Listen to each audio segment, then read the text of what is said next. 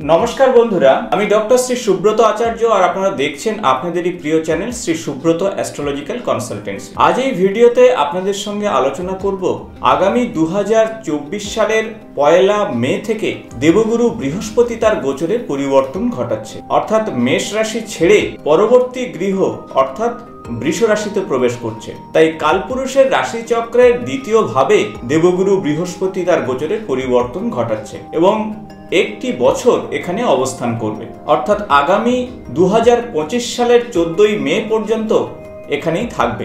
তাই 12 বছর পর বৃষ রাশিতে দেবগুরু বৃহস্পতির এই গোচরের পরিবর্তন দ্বাদশ রাশিচক্রের কোন কোন রাশির ক্ষেত্রে কতটুকু শুভ বা অশুভ ফল আসবে সে বিষয় নিয়ে আলোচনা করব এই ভিডিওতে। তাই ভিডিওটি অত্যন্ত ইনফরমেটিভ হতে চলেছে, ভিডিওটি শেষ পর্যন্ত আপনারা অবশ্যই দেখবেন। তবে তার আগে বলবো, যারা চ্যানেলে নতুন তারা অবশ্যই চ্যানেলটি সাবস্ক্রাইব করে দেবেন, পাশে থাকা বেল বাটনটি অবশ্যই প্রেস করবেন। ভিডিও ভালো লাগলে বন্ধুদের সঙ্গে শেয়ার করবেন এবং ভিডিও সংক্রান্ত প্রশ্ন থাকলে অবশ্যই কমেন্টস বক্সে লিখে জানাবেন। আগামী 1 মে 2024 দেবগুরু বৃহস্পতি বৃষ রাশিতে অর্থাৎ পৃথ্বী রাশিতে গোচরের পরিবর্তন ঘটাচ্ছে। বৃষ রাশি হলো দৈত্যগুরু শুক্রাচার্য অর্থাৎ শুক্রের বিশেষ ঘর, আর সেই সাথে কালপুরুষের রাশিচক্রের দ্বিতীয় ভাব হলো স্থায়ী সম্পদের গৃহ। তাই এই পার্থিব সুখ এবং সমৃদ্ধির গৃহ হলো দ্বিতীয় ভাব, আর সেখানেই জ্ঞানের কারক, স্বাধীনতার কারক, সেই সাথে অর্থের কারক এবং স্থিরতার কারক দেবগুরু বৃহস্পতির গোচরের পরিবর্তন ঘটছে। আপনারা সবাই জানেন যে দেবগুরু বৃহস্পতির দুটি গৃহ, একটি হলো ধনু রাশি, অন্যটি হলো মীন রাশি। ধনু রাশি হলো অগ্নি রাশি এবং অন্যদিকে মীন রাশি হলো জল রাশি।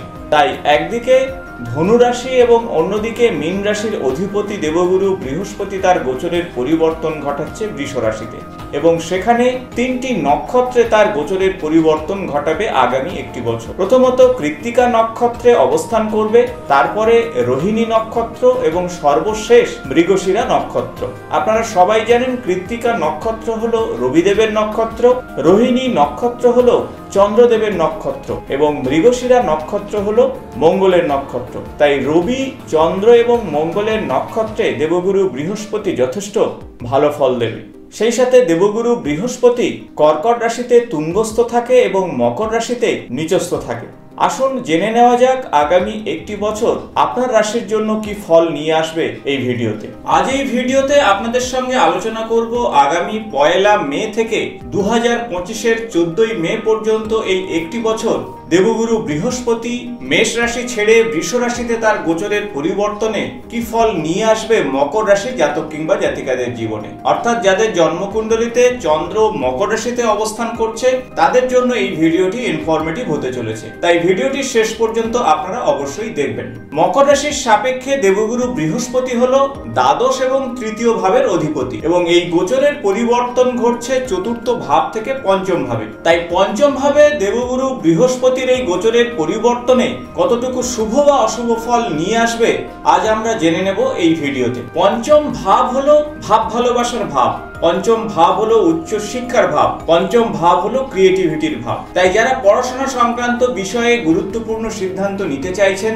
তাদের জন্য এই গোচরের পরিবর্তন অত্যন্ত শুভ ফল নিয়ে আসবে। যারা প্রেমের সম্পর্কের মধ্যে রয়েছেন অর্থাৎ প্রেম ভালোবাসার সম্পর্কের ক্ষেত্রটি এই বছরটি অত্যন্ত শুভ হচ্ছে, অর্থাৎ আগামী 1 মে থেকে 2025-এর 14 মে পর্যন্ত।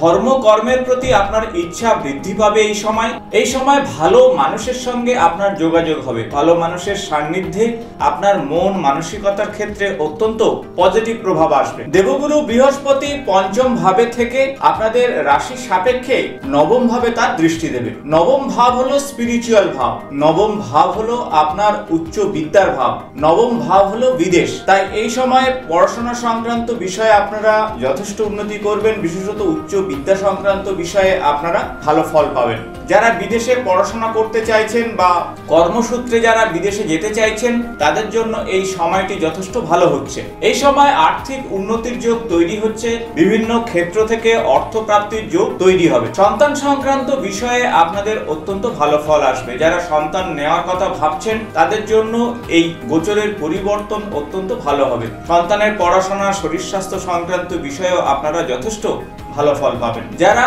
নিজ নিজ কর্মক্ষেত্রে কোনো প্রতিষ্ঠা পাচ্ছিলেন না, তাদের জন্য কিন্তু এই একটি বছর যথেষ্ট ভালো ফল নিয়ে আসছে। দেবগুরু বৃহস্পতির সপ্তম দৃষ্টি কিন্তু আপনাদের একাদশ ভাবে থাকছে, আর একাদশ ভাব হলো লাভ ভাব। এইভাবে দৃষ্টি দেওয়ার জন্য আপনার কর্মক্ষেত্রে, ব্যবসার ক্ষেত্রে এবং সার্বিক ক্ষেত্রে উন্নতির যোগ তৈরি হবে। এই সময় আপনারা যে কোনো কাজের সঠিক নির্ণয় করতে পারবেন, সঠিক দিকে আপনারা এগোতে পারবেন। আপনার বড় ভাই বোনের কাছ থেকে সুযোগ সুবিধা পাবেন, সেই সাথে এই সময় আপনার থেকে বড় বন্ধু বান্ধবদের কাছ থেকে অবশ্যই সহযোগিতা পাবেন।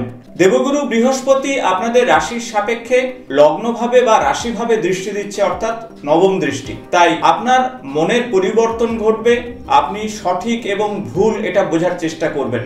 তবে শরীর স্বাস্থ্য সংক্রান্ত বিষয়ে আপনারা সতর্ক থাকবেন। যাদের কোলেস্টেরল, ট্রাইগ্লিসারাইড এগুলো বেশি রয়েছে, তারা অবশ্যই খাবার দাবারের প্রতি সতর্ক থাকুন। সঠিক সময়ে অবশ্যই ডাক্তারবাবুর পরামর্শ নিন। দেবগুরু বৃহস্পতির এই তিনটি দৃষ্টিতে আপনাদের বেশ কিছু ক্ষেত্রে অত্যন্ত শুভ ফল আসবে, বেশ কিছু ক্ষেত্রে অবশ্যই আপনাদের একটু সতর্ক থাকতে হবে। এখন আসবো কি ধরনের উপায় বা টোটকা আপনারা করবেন। প্রত্যহ দেবগুরু বৃহস্পতির উদ্দেশ্যে গুরু মন্ত্র জপ করবেন। ওম গুম গুরুভে নমঃ এই মন্ত্র 108 বার করে জপ করলে অত্যন্ত শুভ ফল পাবেন। তাছাড়া ভগবান বিষ্ণুর উদ্দেশ্যে বিষ্ণুর সহস্রনাম জপ করুন বা শ্রবণ করুন। এছাড়া আপনারা অবশ্যই প্রতিদিন স্নানের জলে 1 চিমটে করে হলুদ মিশিয়ে সেই জল দিয়ে স্নান করুন, তাহলে অত্যন্ত শুভ ফল পাবেন। তুলসী গাছের গোড়াতে ঘিয়ের প্রদীপ অবশ্যই নিবেদন করুন। সেই সাথে ওম নমো ভগবতে বাসুদেবায় এই বিশেষ মন্ত্র জপ করুন। আর এই ছোট ছোট উপায় বা টোটকাতে আপনাদের জীবনে অবশ্যই শুভ ফল আসবে। আশা করব ভিডিওটি ইনফরমেটিভ হয়েছে। ভালো লাগলে বন্ধুদের সঙ্গে শেয়ার করবেন। আগামী নতুন কোনো জ্যোতিষ সংক্রান্ত ভিডিওতে আপনাদের সঙ্গে দেখা হবে। আজ এই পর্যন্ত, নমস্কার।